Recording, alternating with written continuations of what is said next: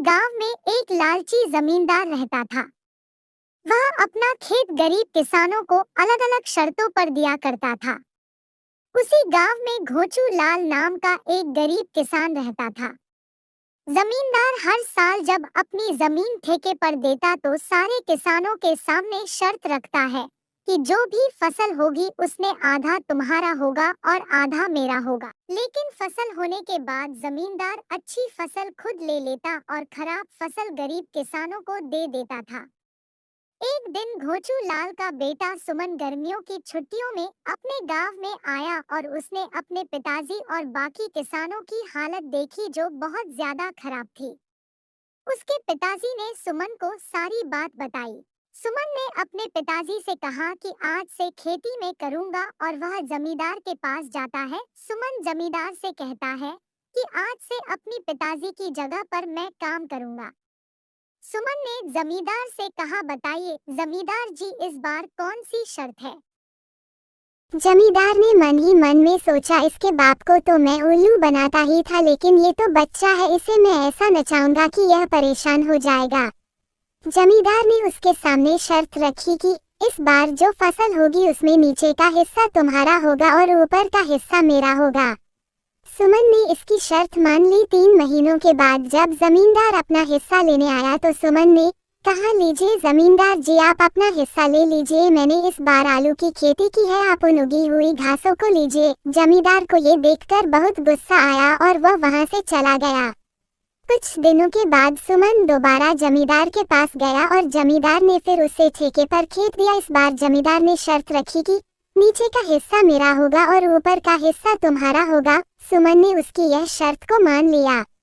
3 महीनों के बाद जमींदार जब आया तब सुमन ने कहा, जमींदार जी, आप अपना नीचे का हिस्सा ले लीजिए, इस बार मैंने गेहूं की खेती की है। जमींदार को ये देखकर बहुत गुस्सा आया और उसने कहा, तुम अपने आप को बहुत होशियार समझते हो, इस बार मेरी यह शर्त रहेगी कि ऊपर और नीचे की फसल मेरी होगी और बीच की फसल तुम्हारी होगी। सुमन ने ये शर्त को मान लिया और जमींदार से कहा कि मेरी भी एक शर्त रहेगी, अगर मैं इस शर्त में जीत गया तो तुम सभी किसानों को उनका हिसाब बराबर दोगे। जमींदार ने सुमन की इस शर्त को मान लिया।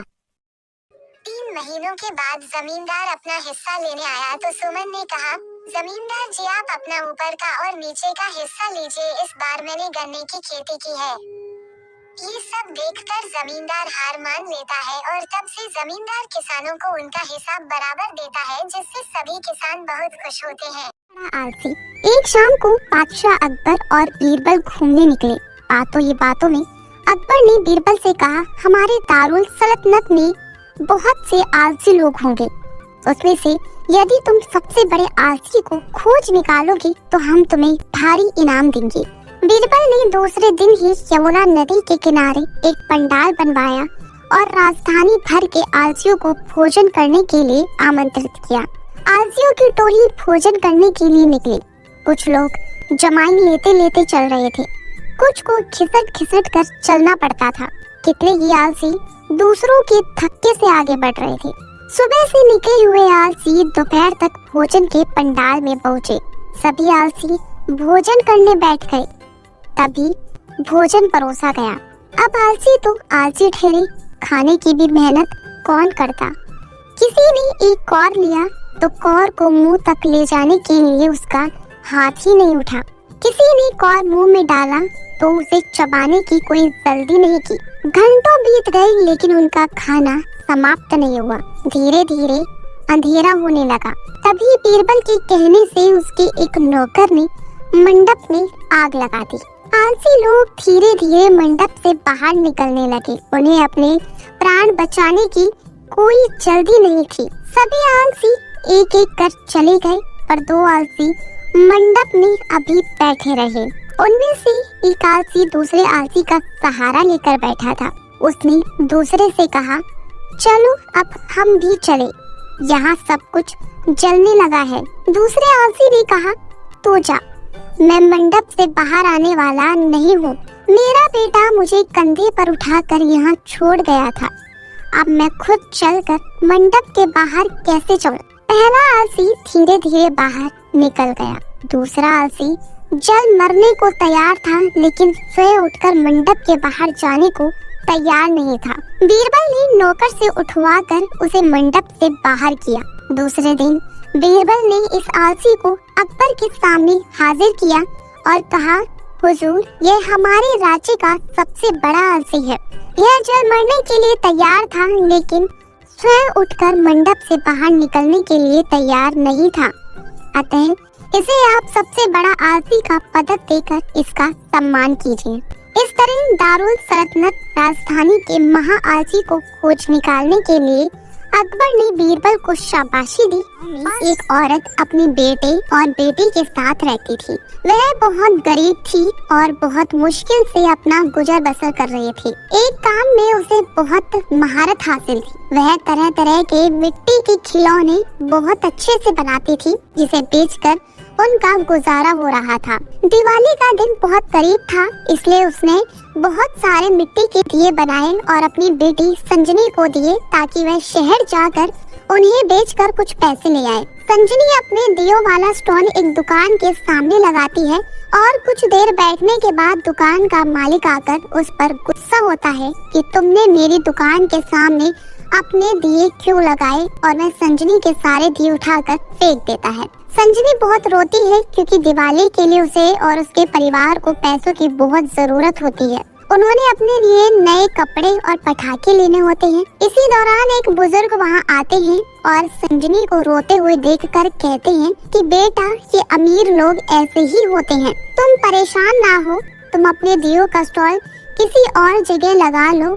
और वह संजनी को किसी और जगह स्टॉल लगाने का कहकर वहाँ से चले जाते हैं और संजनी अपने दिए उठाकर घर आ जाती है। घर आकर संजनी अपनी माँ को रो रो कर बताती है कि कैसे उस अमीर दुकानदार ने उसके सारे दिए तोड़ दिए। संजनी की माँ उसे चुप करवाती है और कहती है कि बेटा, मैं तुम्हें और दिए बना कर दूंगी, तुम उन्हें किसी और जगह बेच आना क्योंकि दिवाली करीब आ रही है। संजनी की माँ उसे और दिए बनाकर देती है और संजनी का भाई उसे कहता है कि दीदी, आज ज्यादा दिए बेच कर आना और मेरे लिए नए कपड़े और पटाखे लेकर आना। संजनी दिए वाला टोकरा उठाकर शहर की तरफ चली जाती है और एक जगह बैठकर अपने दिए बेचने शुरू कर देती है। आज उसके दिए बहुत ज्यादा बिकते हैं, जिसकी वजह से संजनी बहुत खुश होती है। उसके स्टॉल पर बहुत रश होता है और जैसे ही सारे ग्राहक संजनी के स्टॉल से हट जाते हैं, संजनी देखती है कि एक बच्ची अकेली सड़क पर जा रही है। दूर से एक बहुत तेज कार उसकी तरफ बढ़ रही है। संजनी अपनी जान की परवाह किए बगैर उस बच्ची की तरफ दौड़ लगाती है और बच्ची को धक्का देकर बचा लेती है, मगर संजनी का खुद एक्सीडेंट हो जाता है। सब लोग यह नजारा देख रहे होते हैं। इतनी देर में वहाँ उस बच्ची के माता पिता भी आ जाते हैं। बच्ची को संजनी ने अपनी जान पर खेलकर बचाया होता है। संजनी सड़क पर बेहोश होती है और काफी जख्मी होती है।